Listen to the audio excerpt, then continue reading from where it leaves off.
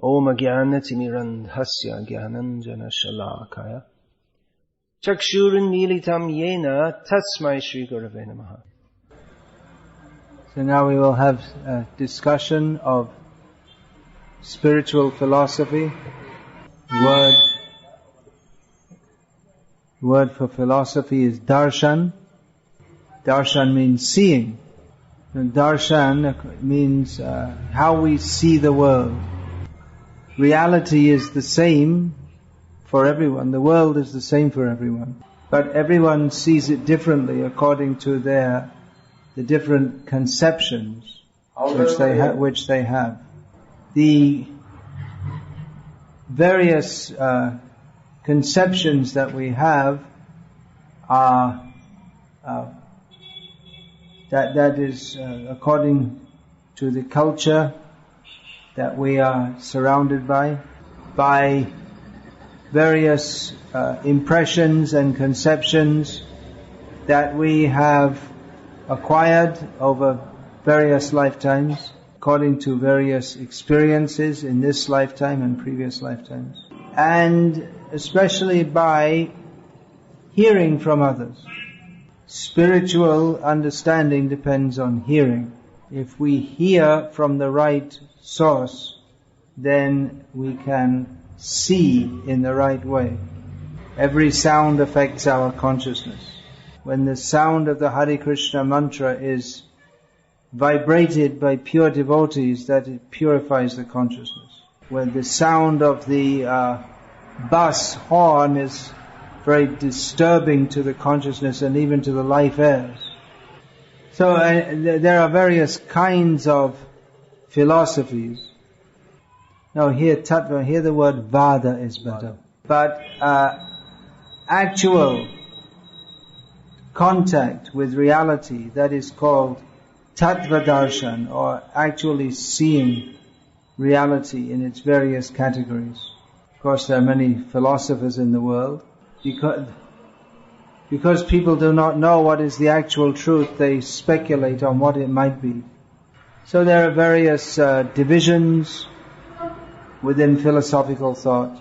There are theists and atheists. There are personalists and impersonalists.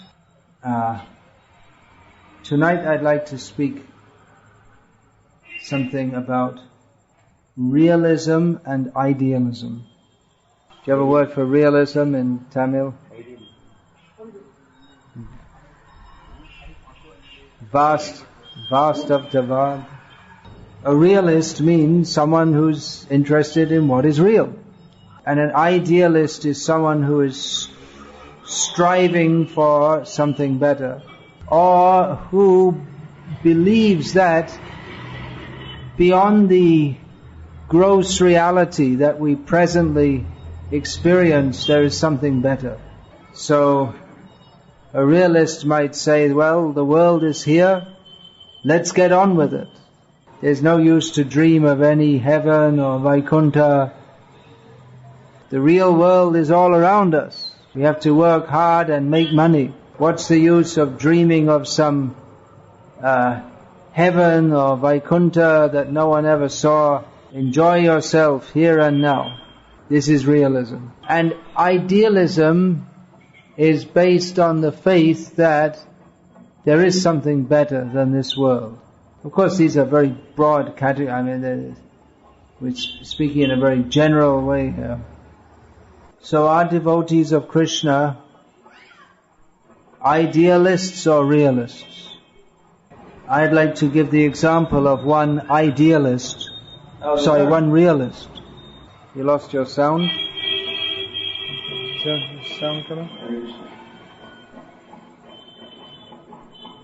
He lived in Navadvip in Bengal in the late 19th century and mostly in the early 20th century, first half of the 20th century. His name was Sri Vangshidas Babaji, and he had long jata, matted hair and beard. He only wore a kopin. He looked as if he was crazy, and he hardly spoke to anyone except to his deities of Gornitai. He was completely absorbed in reality. I think we're just wait. This is a Vaishnava definition of a realist. Is there enough sound coming here? It seems to be very loud.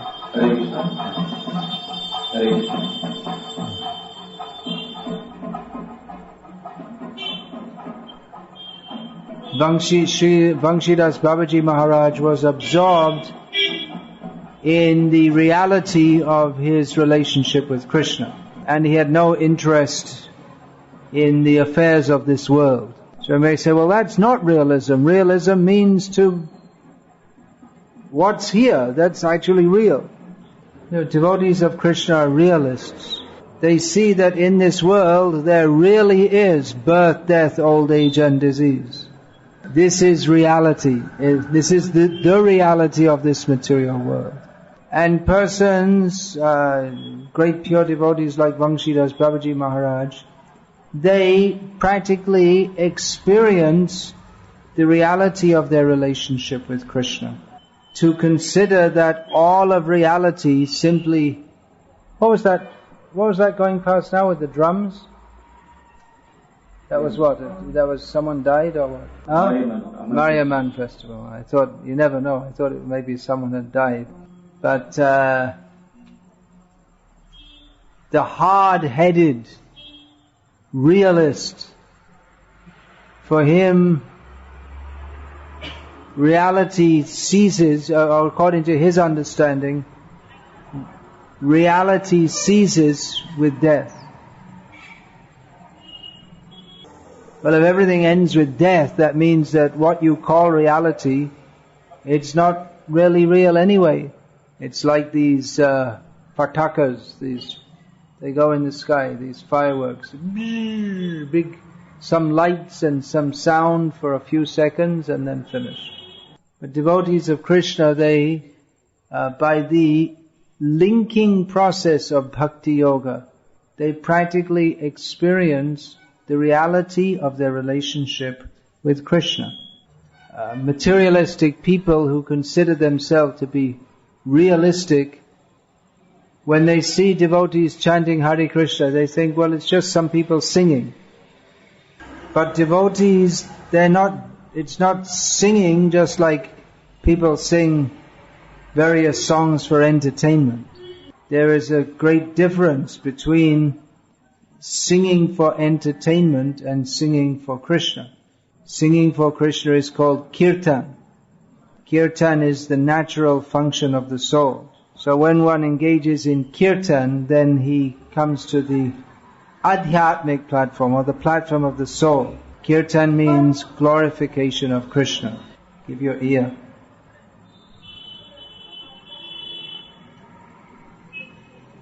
Other kinds of singing, they are simply glorification of birth, death, old age and disease.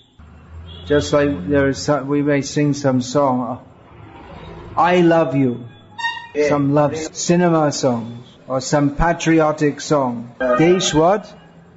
What you say? Desha Bhakti? This is a Desh what? Pata.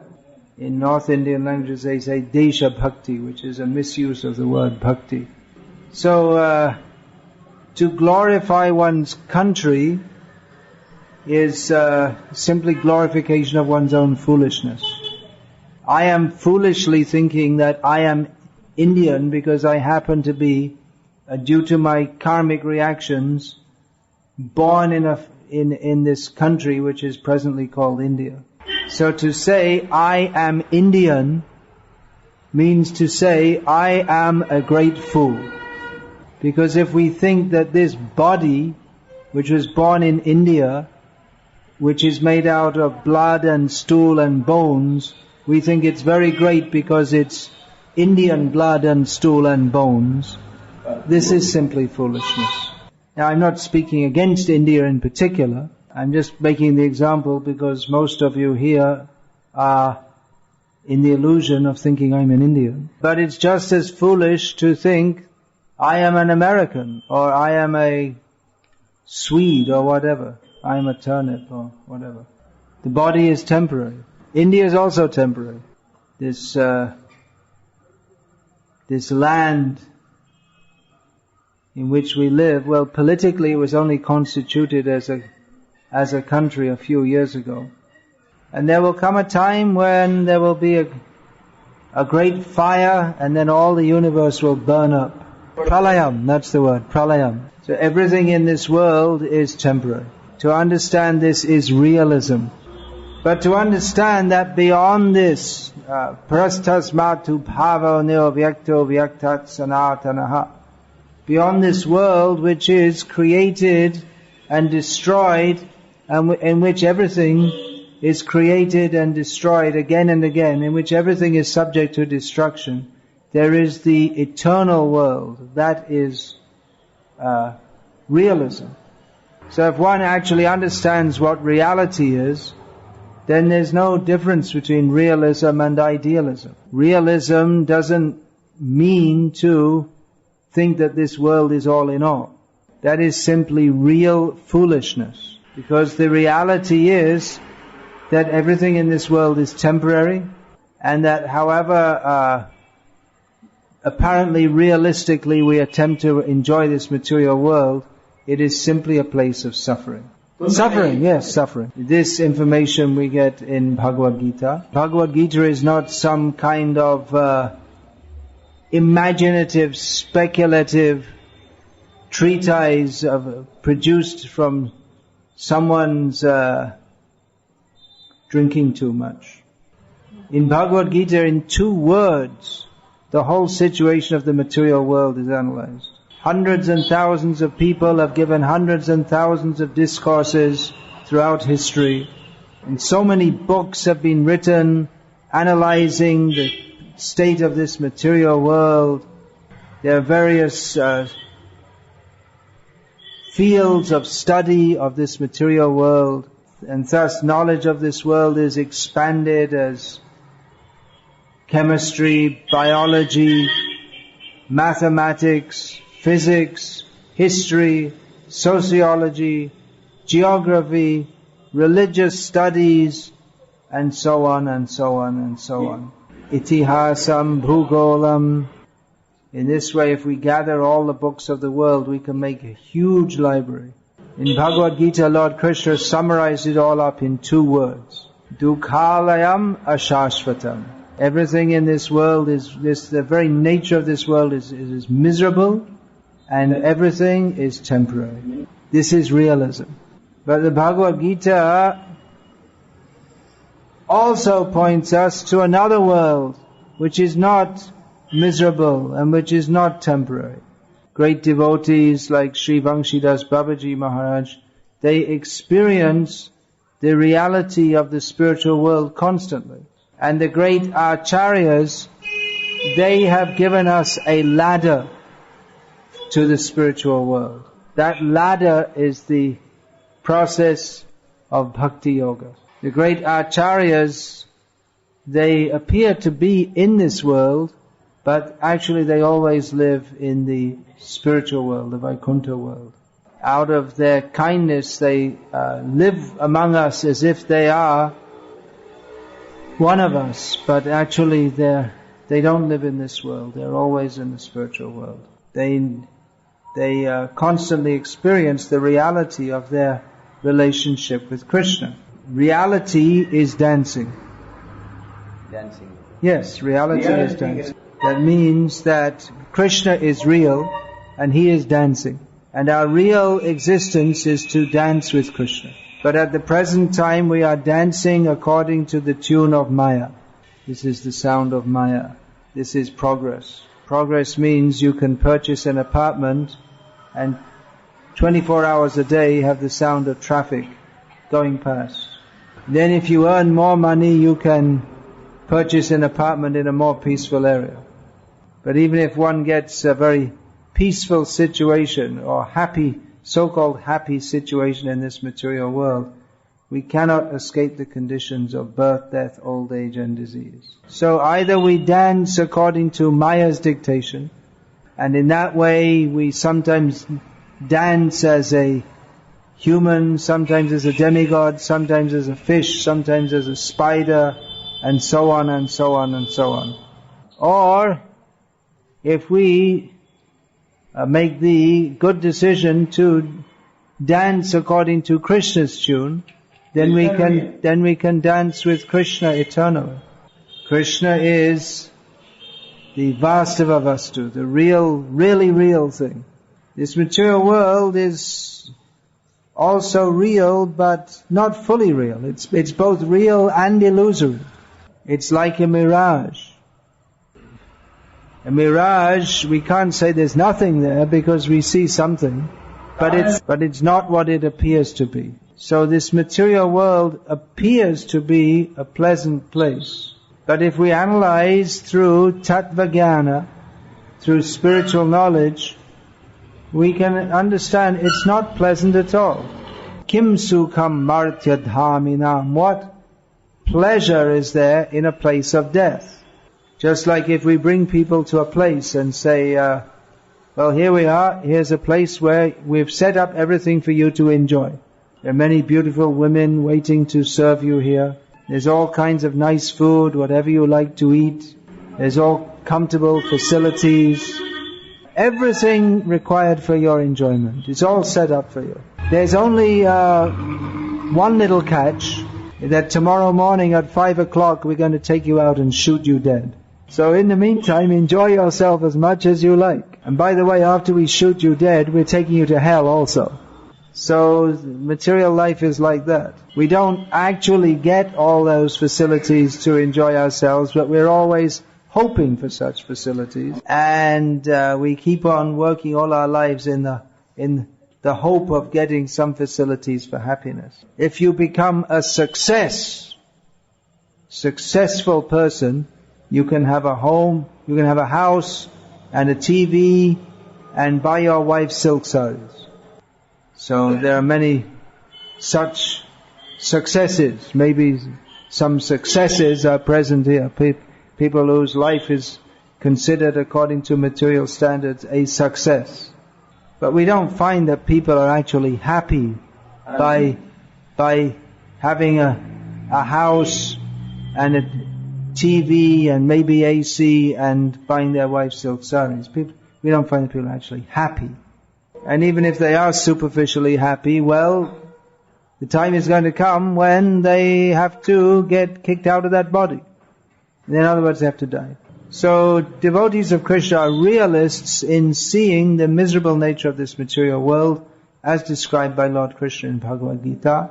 They're also realists in understanding that actual reality is beyond this world of birth and death. Actual reality is in the spiritual world with Krishna. Now people who call themselves realists, they'll say, no, that's not realism. Where is this spiritual world? What are you talking about? We don't see it. That's just some kind of sentimental idealism. But devotees experience the spiritual world by chanting Hare Krishna and engaging in the activities of service to Krishna. Devotees actually experience spiritual reality. So, devotees are realists. They're also idealists in the sense that they always strive to serve Krishna in the best possible way. If we really want to be realistic, then we should stop trying to enjoy this material world. Because really the enjoyment here is extremely limited and it's all temporary. We should rather come in contact with the actual reality, the eternal reality, who is Krishna. Now that we can do by chanting Hare Krishna. Of course, that chanting, that has to be done with great sincerity to approach Krishna. We can all enter the spiritual world immediately. The spiritual world is present. It's just by our consciousness that we are separated from Krishna and the spiritual world. But one who perceives Krishna everywhere, for him, for such a person, where is the material world? It's like Vangshidas Babaji Maharaj, he sees that the material world, it has no reality. Reality is Krishna. So the behavior of a devotee like Bhangshidas Babaji Maharaj is not to be imitated. The behavior of a great devotee like Bhangshidas Babaji is not to be imitated. But the reality that he experienced, that we can also experience. That we should understand. So it is very good news that this struggle in the material world, this is not our real life. Our real life is eternal happy life with Krishna in the spiritual world. And that we can begin to experience right here, now, by taking to the process of Bhakti Yoga. The process is very simple, especially in this Kali Yoga. Chaitanya Mahaprabhu has made the process very simple. Hare Nama, Hare Nama, Hare Nama eva kevalam, kalo nascheva, nascheva, nascheva gatiranyata. In this Kali Yoga there is no other way, no other way, no other way to achieve this supreme reality but to chant the holy names of Krishna. Chant the holy names of Krishna. Chant the holy names of Krishna. But actual chanting of Hare Krishna is not some mechanical process. We can train a parrot to chant Hare Krishna. But that parrot is not a bhakti yogi. The consciousness of service to Krishna must be there. Chaitanya Mahaprabhu has taught, Chunadapi sunichena, tarariva sahishnuna, amanina manadena kirtaniya sada harihi. One should be one should consider oneself lower than the straw. I didn't say all that, I just said one should consider oneself lower than a straw. Now you're adding so many things. One should be more tolerant than a tree. One should be ready to offer respect to others and not desire respect for oneself. In this way one can actually chant the names of Krishna always. If we cultivate this consciousness of humility, which is the essence of Vaishnava Dharma, then we can actually chant Hare Krishna. The tendency of the materialistic people is to do everything for their own glorification. The tendency of a devotee is to glorify Krishna. This is called kirtan. It may be that we take to Krishna Bhakti superficially, but because our habit is to a desire that we ourselves should be glorified, we perform activities of bhakti in a way that others will praise us. Well, that will not be bhakti. Bhakti is actual realism. Bhakti means to recognize that Krishna is unlimitedly great and I am unlimitedly small. Krishna is unlimitedly merciful. So if I just surrender to Him, by His mercy He will accept me. But if we think that I'm a great devotee, I'm doing so much, then Krishna will not be pleased. That's not actually bhakti. So we can enter into the world of actual reality by understanding the reality that we are very, very, very small. And while all the world goes on around us,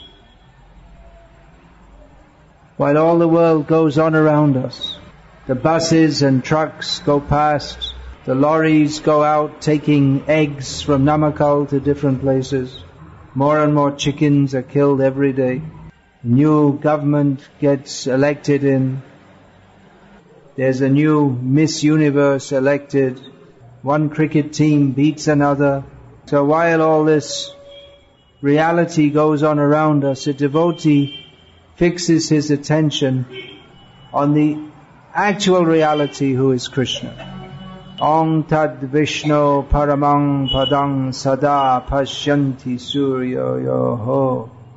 Suryoho. Those who are devotees, their attention is always fixed on Krishna in the spiritual world. Hare Krishna. Is there any question about this?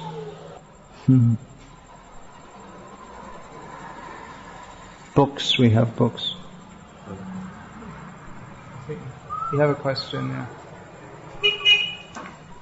You can ask in Tamil. Try. Whose is this? This was recording you last night also. Whose is that? He also recorded it last night? Oh, someone had a similar. Was it? Whose was that? Baman. Maybe I'll get a copy because that will have the Tamil more clearly. Yeah, what's your question? See if you can say it in Tamil. Okay, say it in English. The realists are saying that the spiritual experience of the devotee is self-hypnosis, the product of self-hypnosis. Yeah. So, what do we answer to this?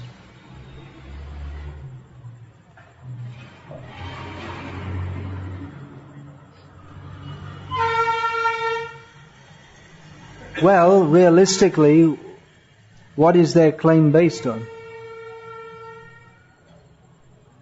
Realistically, what is their claim based on? Realistically, is there any such thing as self-hypnosis anyway?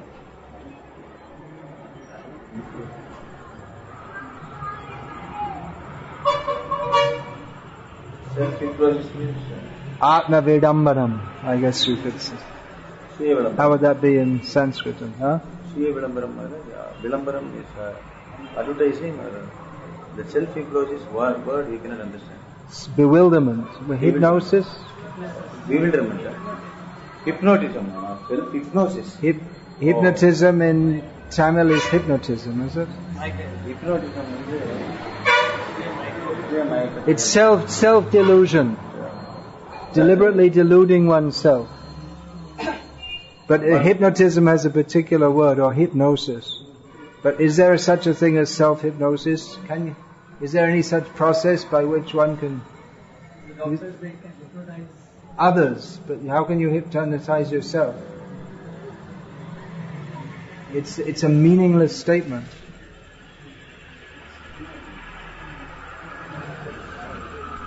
So try some other objection. The atheists have unlimited objection. Meanwhile, the devotees chant Hare Krishna.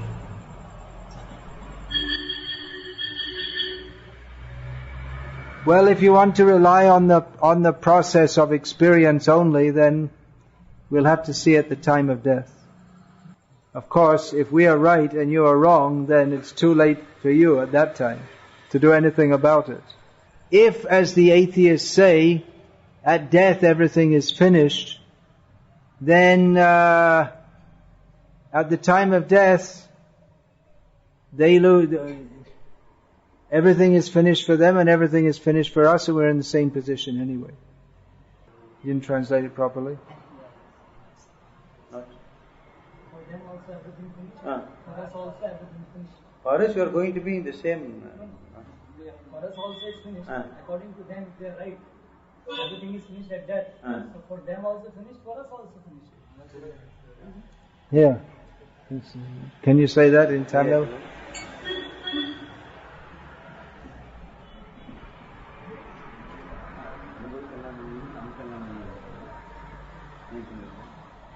You can say it?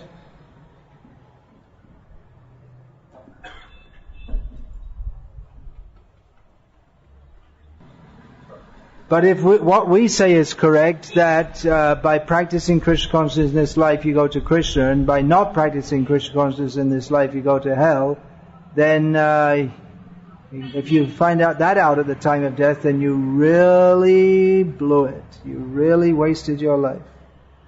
And if they say, well, you should be happy in this life, the realists, so-called realists or materialists, who say, well, we should be happy in this life.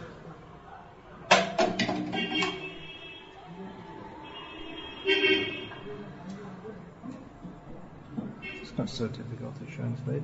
Well, we're happy. We're happy chanting Hare Krishna. We don't have to drink a bunch of arak to become happy. So we're happy. For people who take happiness in killing animals and drinking alcohol and other sinful activities. It's a pretty gross kind of happiness, and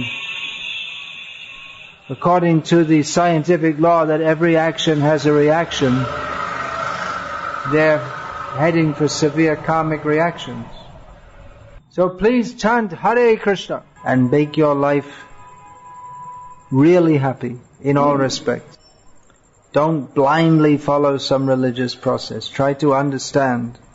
For that purpose we have many books of spiritual knowledge. Who wants to present these books? You want to do that? That seems to be your specialty. Here, Vangshithari.